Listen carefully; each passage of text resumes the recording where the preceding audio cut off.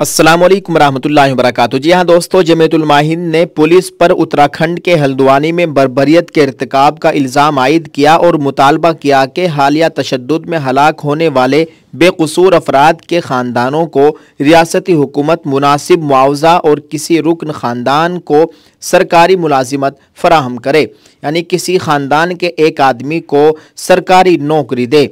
मुसलमानों की मुमताज़ तंजीम की वर्किंग कमेटी जमीयतुल उलमा की वर्किंग कमेटी के इजलास से खिताब करते हुए मौलाना अरशद मदनी ने कहा है कि इस मरतबा मुल्क की सूरत हाल इंतहाई ख़तरनाक है। उन्होंने कहा है कि सूरत हाल ये बहुत ही ख़तरनाक है कि उन्होंने कहा है कि नए तनाज़ात पैदा करते हुए न सिर्फ मुसलमानों को उकसाने की कोशिश की जा रही है बल्कि उन्हें हाशिए पर लाने की भी कोशिश की जा रही है। इसके बावजूद मुसलमान बेमिसाल सब्र व तहम्मुल का मुजाहरा कर रहे हैं। दोस्तों, मौलाना अरशद मदनी ने कहा है कि तामीरी प्रोग्रामों, रोज़गार और तालीमी जैसे बुनियादी मसाइल पर इलेक्शन लड़े जाते थे पहले, लेकिन अब बदकिस्मती से फ़िरका परस्त ताकतों ने अवाम में मजहबी जहर भर दिया है और अब फ़िरका परस्ती की बुनियाद पर इंतखाबात लड़े जा रहे हैं।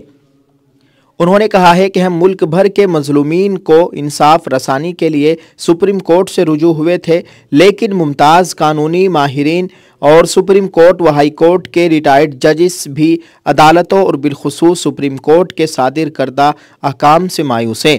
चाहे वो बाबरी मस्जिद का मामला हो या ज्ञानवापी की जामा मस्जिद या दस्तूर की दफ़ा 370 का मामला हो।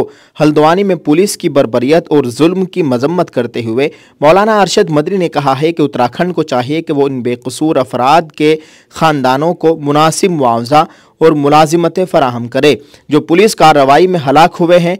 उन्होंने हुजूम पर अंधाधुन फायरिंग करने वाले पुलिस मुलाजिमीन के खिलाफ सख्त कानूनी कार्रवाई करने का भी मुतालबा किया है। दोस्तों, ये बात है हल्द्वानी में 8 फरवरी को जो कुछ हुआ वो सब जानते हैं। एक मदरसे के इन्हिदाम पर ये तशद्दुद फूट पड़ा था, उसके बाद वहाँ के हालात इंतहाई ख़राब हो गए थे। अल्लाह ताला रहम करम का मामला फरमाए।